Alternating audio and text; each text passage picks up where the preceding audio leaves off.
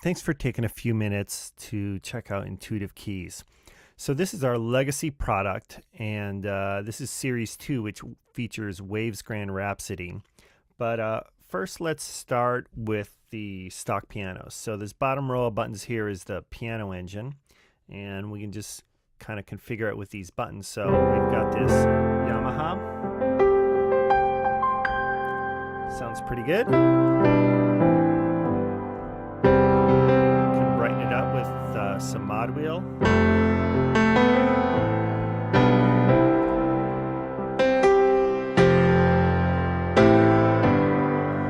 And if we need it to get a little bigger, we can add the octave. And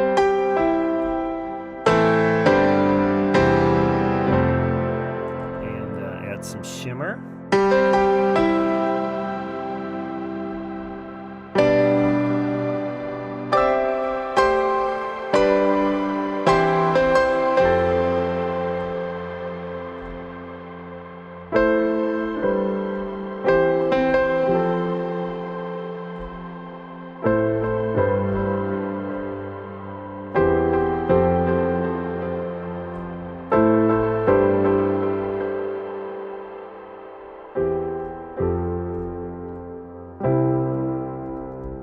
All right, and let's check out the Steinway here. So definitely Steinway-ish. Brighten it up a bit. Can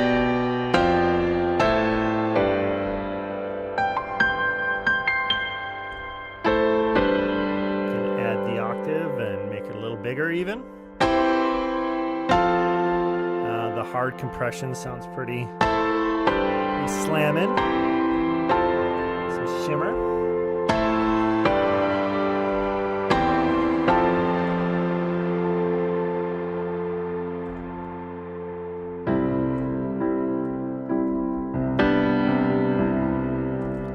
So you can really build up and build down using this piano engine. So I hope you get that. Hope that makes sense to you.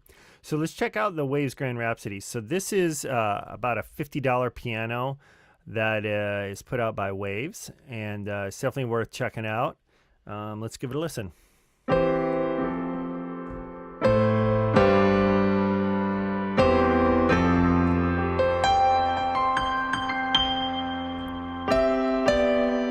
So much higher on the realism scale.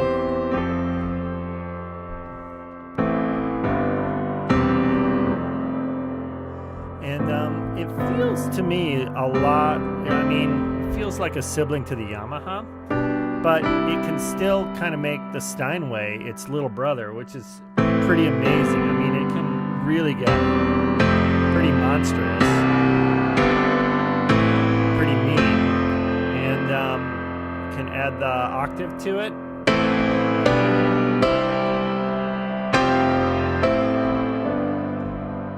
Some shimmer. Hard compression. So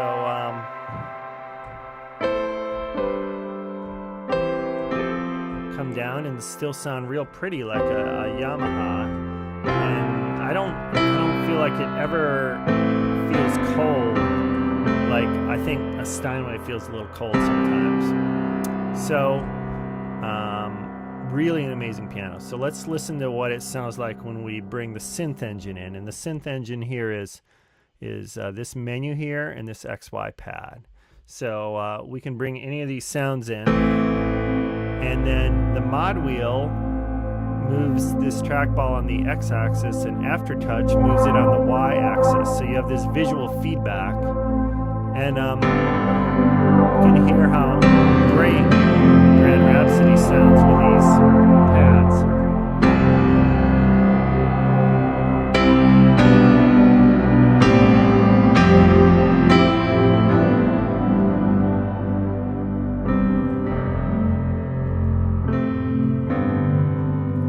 So it really works.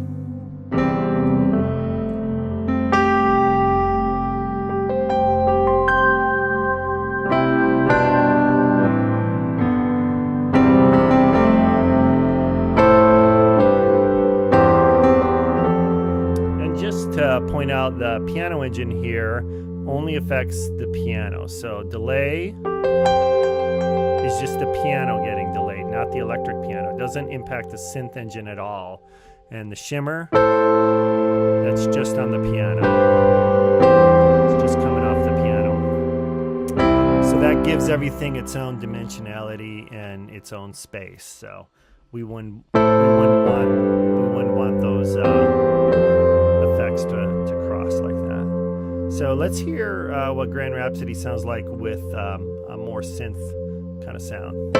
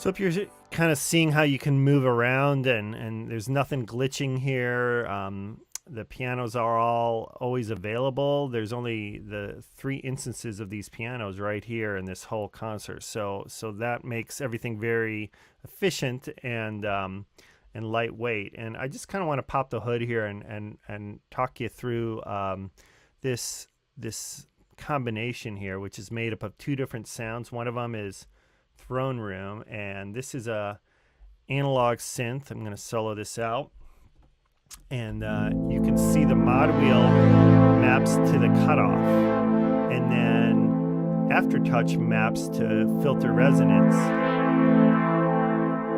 so you can modulate these. And what this means is you can have a darker horn and make it brighter, and then really make it pop out at that one spot. So this is what we mean by real-time synthesis. We're creating the sound in real time, and because you can control it so intuitively, you can really respond in the moment and make small moments really special, and that's the whole point of this. So let's look at the other sound here.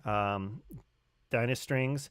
It's built off this sound cinematic that we set up. It's pretty gorgeous.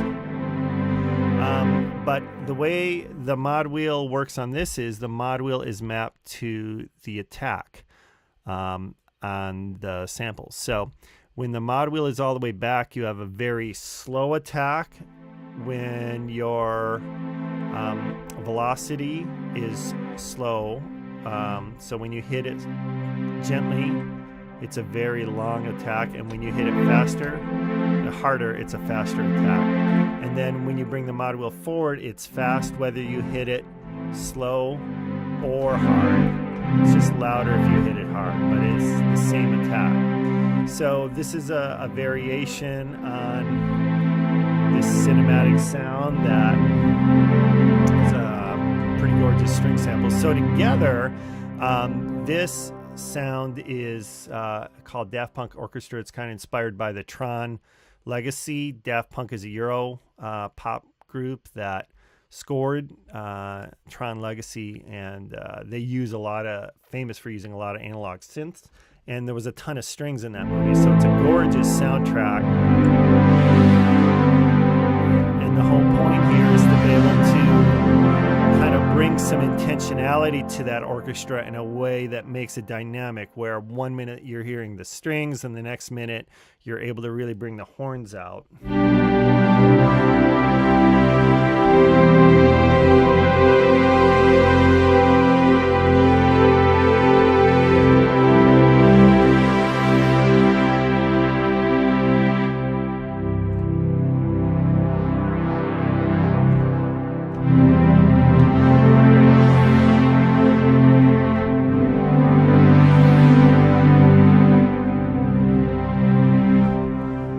So there you go. That's a quick demo of Intuitive Keys Series 2.